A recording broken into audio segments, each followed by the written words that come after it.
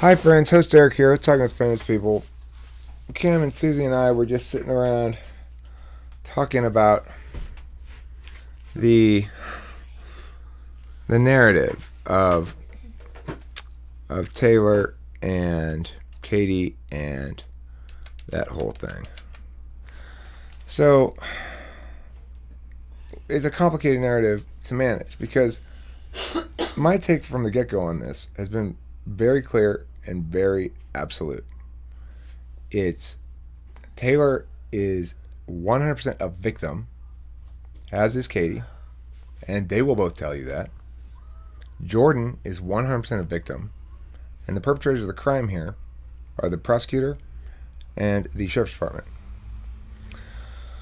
Now, the challenge is these miscreants, Tracy Beverlin, Under Sheriff Barrett, and the whole crew of colluding criminals that occupy positions of authority in Pratt, Kansas, have some sort of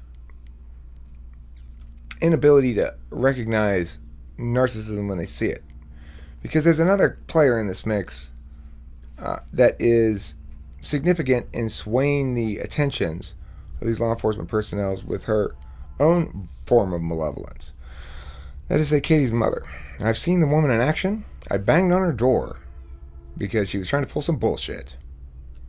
And she is an awful, awful human being. I don't know the woman's name, or I'd name her right now. I've seen text messages from her to Katie that are appalling and unacceptable by anybody's measure. And this woman is out to destroy the lives of her child and steal her children from her so that she can do to them what she's doing to Katie. She is a scumbag of the highest order.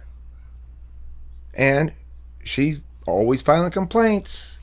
Oh, they did this. You need to go investigate their house. Taylor won an extended, prolonged legal battle with this awful, awful woman to get her to stop trying to steal Katie's children. Now, of course, because Taylor's getting in the way of her malfeasance, she's furious about it. And she is using whatever leverage and points she can get to harm the man. Here's the thing. When you live your life on the Raw channel, as Taylor has a lot, people get to see what you're actually like. Taylor's actually a really good, decent human being. He's my best friend. And more than that, he's an outstanding father. He was punished not for anything he did wrong, but for his failure to kowtow. And as an 8, he's much less able to he's less able to choose the schmoozy approach when he's upset than, say, a 7. But the fact is, Tracy Beverlin, the prosecuting attorney, she was his ex-wife's divorce lawyer. She lost to him and his lawyer, embarrassingly. And his drunk of an ESFP ex-wife now has custody of his child. Or maybe not now, but was given custody of the child when he was arrested. Even though she's not competent. What? Is that true?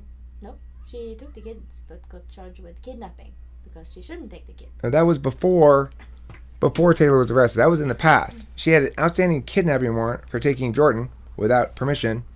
Oh, but it happened again when he went in the first time. Really? Mm-hmm. She kidnapped her.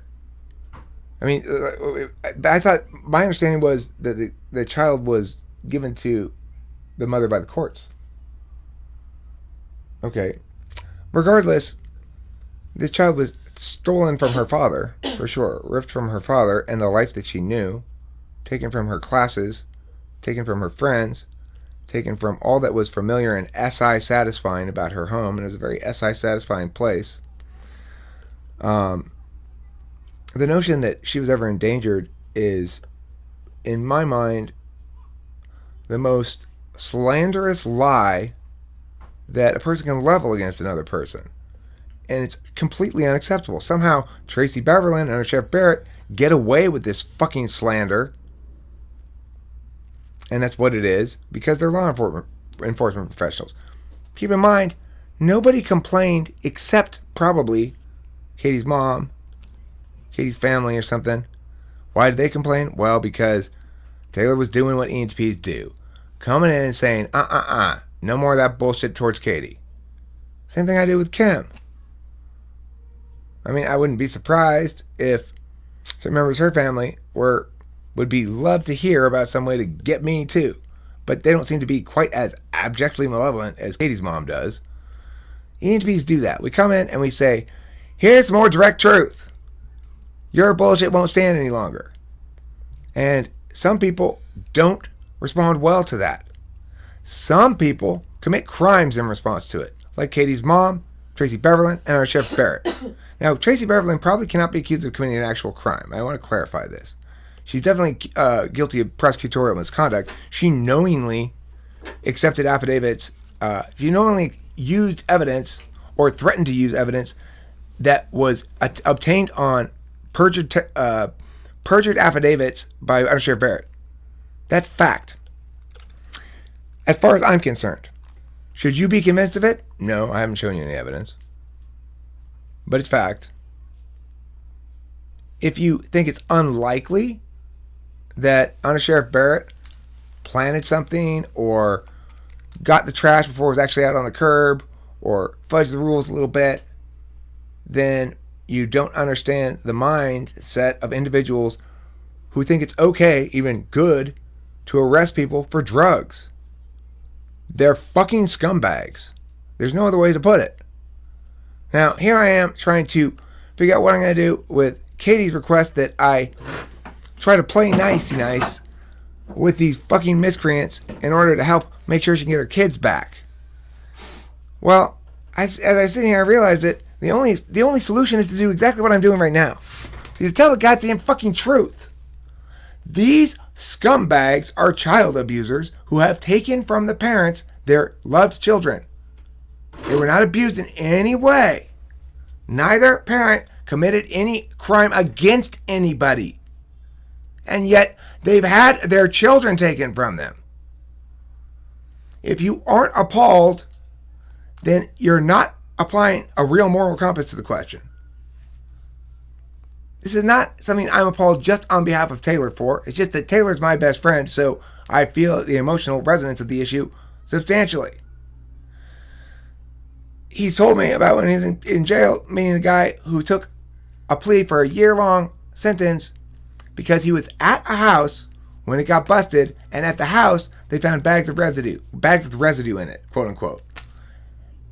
It wasn't his house. They didn't find the bags on him, and he took a plea for a year. If you are part of the criminal justice system and you have any part at all in making that happen, then as far as I'm concerned, you deserve prison time. On a moral justice level, you deserve to spend the rest of your life in prison if you've been doing this for a while. Add up all the years of people who've spent years and years behind bars, all combined, for the people that you've arrested or prosecuted for drugs. And that's the amount of years that you should go to jail. After all, you're committing real fucking crimes against people, you scumbags. If you are a law enforcement professional in Pratt, Kansas, you need to look in the mirror, wake up, acknowledge that other people's consciousness may manifest differently than yours. That while you might not like drugs, including big bad methamphetamine, that doesn't mean it justifies your fucking violence, you thugs. Take accountability for your own moral agency. You are responsible to do what is decent and right and good and not transgress against people. You are not responsible to do your job before you are responsible to be a decent human being. If you had a job stomping puppies, I'd hate you a little bit less than I hate you. That job would be less immoral than the job you do. If you refuse to consider the actual ethical status of what you're trying to do, if you refuse to apply it evenly to yourself and other people, well, you violated a rule, therefore jail time. Well, you violated shit tons of rules, you fuckers. Why aren't you in jail? You're the threat to us all. You're the threat who doesn't acknowledge and respect human dignity, who thinks their own propensity for violence and their own fucked up justifications that don't withstand any logical scrutiny at all make it okay for you to define how your community ought to be and who ought to be able to exist peaceably in it. You fucking worthless reprobates. Fuck you. Fuck you so hard.